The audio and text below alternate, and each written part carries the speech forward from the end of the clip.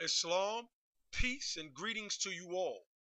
I rise giving all praise to Allah and the highest of honors to his holy and divine prophet Noble Drew Ali. I extend those honors to the harbinger and forerunner, Marcus Mosiah Garvey. I extend honors to all true and divine prophets, and I extend honors to you all for when man honors man, he honors his father, God Allah. This is part one of a video presentation that I, the God, Nahim, aka Grand Sheikh Way L, aka Lord Abba, am putting forth in response to Marcus the Mythmaker, whom you all know as Ali Muhammad. This disingenuous brother is at it again on the Chitlin circuit, sparking up debates as his new hustle. For the record, the Mythmaker did not disprove any of the Prophet's teachings at the debate. This I will prove in the second video. So when you hear these brothers making references to the 6-month conversion, they admit that it is not about debunking information and presenting facts. It is simply an affront to show who can get up in front of the cameras and buck dance the best, and that's who wins the debate. Sorry, I am not here to entertain you. I am a clown for no one. Now, let us review the fraudulent claims of Marcus the Mythmaker on this particular issue pertaining to Prophet Jesus. And then we ain't even got to Jesus Christ yet. Now check this out. Let's say when they get up, you know they go on right after that Quran. And in the Quran, it talks about Jesus, it talks about Moses, it talks about... The Quran don't talk about Jesus. The Quran don't... I already did a debate with Imam Bashir. There's no Muslim scholar, after I did that debate, all these hits, 20,000 views, Wesley Muhammad didn't come back and rebut it. Lord Abba didn't come back and rebut it for Prophet Noble Drew Ali. How come none of these scholars never came back and rebut that major point? Firstly, let me state this.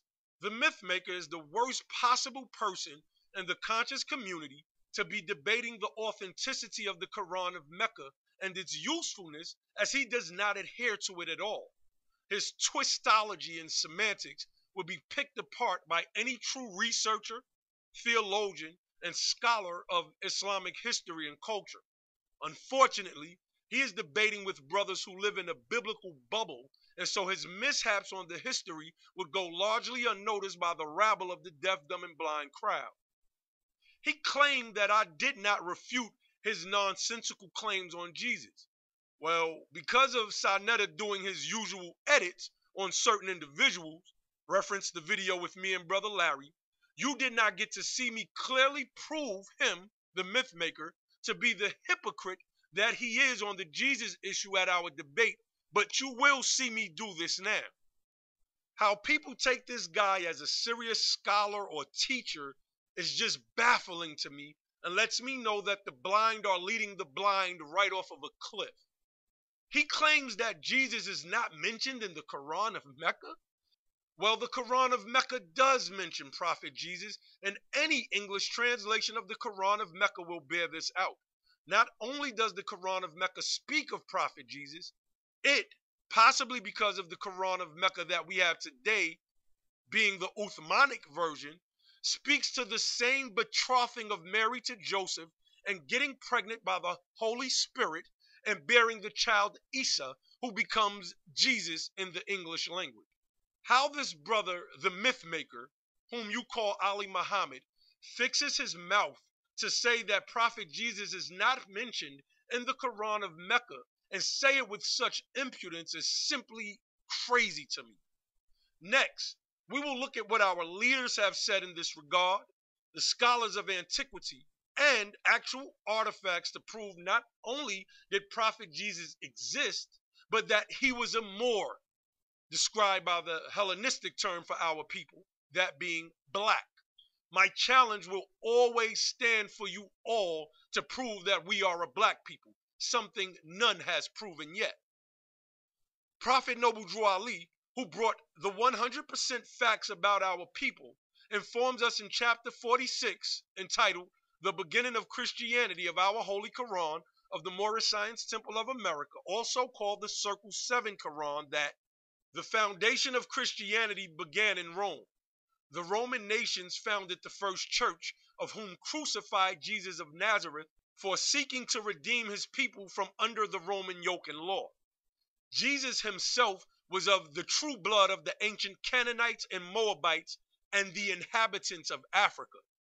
So here we have Prophet Jesus, as taught by Prophet Noble Drew Ali, the modern day personification of that messianic ether, giving you a history that you did not know, and one of the first to teach that Prophet Jesus was in fact a Moor, a brother, just like me and you. Don't ever get it confused. The Bible proves his bloodline is Moabite through Ruth, and the codex writers of that book twist the history up as to separate Prophet Jesus from his Canaanite heritage. I will debate any Hebrew or Christian or so-called Jew in this regard. Now, let us look at what the Honorable Elijah Muhammad had to say in his Lost Found Muslim lesson number 1. Why did we take Jerusalem from the devil? How long ago? Answer, because one of our righteous brothers, who was a prophet by the name of Jesus, was buried there. He uses his name to shield his dirty religion, which is called Christianity, also to deceive the people so that they will believe in him. Jesus' teachings was not Christianity. It was freedom, justice, and equality. Jerusalem is in Palestine, Asia Minor. Jerusalem is a name given by the Jews, which means founded in peace, and it was first built by the original man, who was called Jebus, also Salem, and Ariel. We took the city from the devils about 750 years ago. What Elijah Muhammad says lines up exactly with the source, Prophet Noble Drew Ali. Jebus is Jerusalem. Salem simply means peace, which is also Jerusalem. And Ariel is a reference to the Moors of Judah, whom Robert Benjamin Lewis, who wrote the book Light and Truth, collected from the Bible and ancient and modern history, shows that these places mentioned by Honorable Elijah Muhammad are nothing more than the cities built by the hands of the Moabites, who are the ancient Canaanites, i.e. the Moors. What is also important to note is that the myth maker holds up Elijah Muhammad as his teacher and leader, but will disrespect Elijah Muhammad just to go at Prophet Noble Drew Ali, all because we new Moors have been on the scene for the past couple of years, cutting his bread off with real information about nationality, as opposed to the fake sovereignty schemes that he and others are pushing on to unsuspected people. Elijah Muhammad taught that Prophet Jesus was one of us, and the myth maker says no, he did not even exist. This is akin to cutting off your own nose to spite your own face. You will not win this battle, beloved. Please understand. Now, to bring us to a single contemporaneous witness of the ancient records and descriptions of the true Jesus, we have to go to one man, and that is Flavius Josephus, who was born in the 1st century of the Christian era. When that era actually started is a very controversial point of contention. But nevertheless, this man gives the world a shocking description of Prophet Jesus according to early preserved documents. The Joshuaites, or the descendants of Joshua, whom are falsely called Jews, did not preserve the writings of Josephus because they considered him to be a traitor. I wonder why. Let us find out. In 1931, an Austrian Jewish biblical scholar and art historian, Robert Eisler, published a classic in Josephus scholarship. His The Messiah Jesus and John the Baptist, according to Flavius Josephus, recently discovered capture of Jerusalem and the other Jewish and Christian sources. This 1st century source is the Halosis, or capture of Jerusalem, that was originally written in Aramaic with Greek translations, published around the year 72 of the Christian era. This document goes on to state that at the time also there appeared a certain man of magic power, if it be meet to call him a man, whose name is Jesus, whom certain Greeks call a son of a god, but his disciples call the true prophet, who is supposed to have raised dead persons and to have cured all diseases. Both his nature and his form were human, for he was a man of simple appearance, mature age, black-skinned, melanchorous, short growth, 3 cubits tall, hunchbacked, prognathous, literally with a long face, a long nose, eyebrows meeting above the nose, that the spectators could take fright, with scanty or curly hair, but having a line in the middle of the head after the fashion of the Nazarenes, with an undeveloped beard. Whoa! This man just described Prophet Jesus as a brother, a Moor, or what you would call a black man.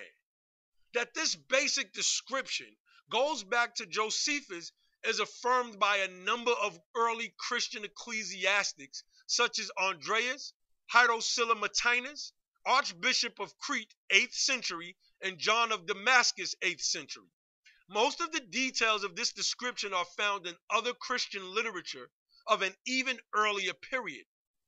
In its first years, the Christian church fancied its Lord's visage and form marred more than those of other men, and that he must have had no attractions of personal beauty. Justin Martyr speaks of him as without beauty or attractiveness, and of mean appearance. Clement of Alexandria describes him as of an uninviting appearance and almost repulsive. Tertullian says he had not even ordinary human beauty, far less heavenly. Origen went so far as to say that he was small in body and deformed, as well as low-born, and that his only beauty was in his soul and life. Are these not the typical ways that Europeans describe our people, the Moors, falsely called black? They said he had an ice grill, family. That look that we find among the masses of the Moors the world over. If Prophet Jesus was a European, or better yet, didn't even exist, why would the aforementioned cited sources say these derogatory terms about a man called Jesus? Think, my people, they know. You don't. We know, but you are not trying to listen. We go back and cite Robert Eisler, who said, "Strange and bewildering is this small, bent, and homely figure, when first emerging from behind the veil which pious delusion has managed to weave around it for centuries, the complete disappearance of the genuine pen portrait of Jesus is but a proof of the far-reaching Hellenization of the Jewish Messiah, a process which took place in the first century of the church. Any true researcher knows that the Joshuaites, whom are called the Jews today, merged with Hellenism during the times of Alexander of Macedonia and the Ptolemaic rule of Egypt. The Old Testament, as it is called, must be put back into its proper perspective, or else we are pushing the very tactic of divide and conquer that those Europeans want. And we hear this when certain Hebrew groups say that they hate Africa, hate Canaan, hate Moab, hate. That is what they want you to do. No God would order such a thing. Now that we have two of our foremost leaders speaking on the identity of Prophet Jesus, we have first century testimony of the identity of Prophet Jesus, we must now look at the actual artifact. Here is a fresco of Prophet Jesus sitting among the apostles in an acrosolium of the crypt of Ampliatus in the catacombs of St. Domitilia in Rome. An acrosolium is an arched recess used as a place of entombment. The catacombs of Domitilia date from the 2nd through the 4th centuries. According to W.F. Volbach, an early 20th century writer of Christian and Byzantine history, he says, and I quote, "The extent to which the type of the apostolistic group has been developed suggests a 4th century origin for this particular fresco. This makes this particular fresco one of the earliest known depictions of Prophet Jesus in the world. Here is a close-up on the face of Prophet Isa, his true and divine name, called Jesus, so that you all may see the face of the Messiah and how the Messiah would look when he returned. This return took place January 8th, 1886, and proven between the years of 1913 through 1929, like a thief in the night. So here you have it. Not only does Prophet Noble Drew Ali give us the hidden history and the true bloodline on Prophet Jesus, We also have the very man that the myth maker, whom you all call Ali Muhammad, holds up, that being the Honorable Elijah Muhammad, also stating that Prophet Jesus was one of us, a Moor, but using the European misnomer for our people, a black man. You have an early, historical, contemporaneous source in Flavius Josephus, and you have artifacts said to be one of the oldest depictions in the world of Prophet Jesus that simply backs up the claims of the very existence and identity of Prophet Jesus. This right here, people, is just a teaser. Soon I will be dropping another expose on the myth maker, showing you all that he did not win the debate with information. He won the crowd over with a comedic style stand-up routine. And with that, I'll leave you all in love, truth, peace, freedom, and especially justice.